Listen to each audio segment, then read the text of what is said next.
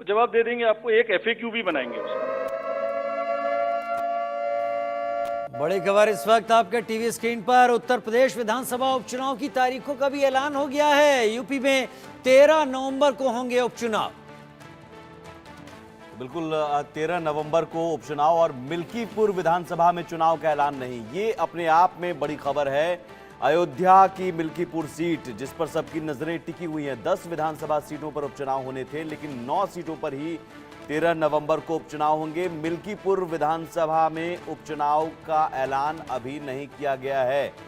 राजीव, मिल्कीपुर पर नजर सबकी टिकी हुई थी क्योंकि लोकसभा चुनाव में अयोध्या से हार हुई और वहां से एक मैसेज गया बीजेपी के लिए, कम से कम अच्छा मैसेज नहीं, तो मिल्कीपुर एक बड़ी हॉट सीट बन गई थी, वहां पर अभी चुनाव नहीं। वाकई मिल्कीपुर की हॉट सीट बन गई थी और वहां पर चुनाव नहीं है। इसकी वजह समझने की जरूर हम कोशिश करेंगे, क्योंकि यहाँ के लिए उम्मीदवारों की घोषणा कर दी गई थी। जहां तक मैं समाजवादी पार्टी ने अवधेश प्रसाद के बेटे अजीत प्रसाद को यहाँ दे दिया था। अवधेश प्रसाद के बेटे हैं अजीत प्रसाद जी, मिल्कीपुर 273 नंबर इसकी अजीत प्रसाद, जो कि अवधेश प्रसाद के बेटे हैं, जो कि वहां से सांसद बने हैं अयोध्या से, और उसको लेकर खासी किरकिरी बीजेपी की हुई थी कि जिस आंदोलन को लेकर वो आगे बढ़ी वो उसी जमीन को हार गई। बिल्कुल, और उसके बाद से सीएम योगी आदित्यनाथ लगातार अयोध्या दौरे पर नजर आए। कई बार उन्होंने अयोध्या का दौरा किया।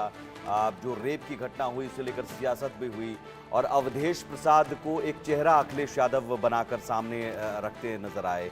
बल्कि राहुल गांधी और अखिलेश यादव जब भी साथ नजर आते थे तो अवधेश प्रसाद जरूर साथ नजर आते थे। लोकसभा में भी जब संसद में बैठने की बारी आई तो अखिलेश यादव के बगल में अवधेश प्रसाद, तो अवधेश प्रसाद को एक सिंबॉलिक दिखाने की कोशिश हुई बीजेपी को कि देखिए साहब, ये सिर्फ हार अयोध्या की नहीं है, ये हार आपके एजेंडे की है, आपके मुद्दे की है, और आपकी जो राजनीति है राम मंदिर के इर्द गिर्द इतने सालों से, उस अयोध्या में आपने राम मंदिर बनवाया और रामलला का प्राण प्रतिष्ठा इतना धूमधाम से किया, एयरपोर्ट बनवाया, फिर भी हमने पीडीए करके, पीडीए जातीय समीकरण की गोलबंदी करके आपको हरा दिया।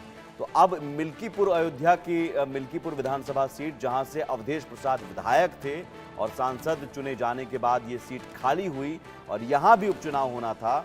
जो 10 विधानसभा सीटें हैं जहां से कई सांसद चुने गए, उन सीटों पर 10 विधानसभा सीटों में मिल्कीपुर भी आता है, लेकिन मिल्कीपुर में चुनाव का ऐलान नहीं किया गया अभी।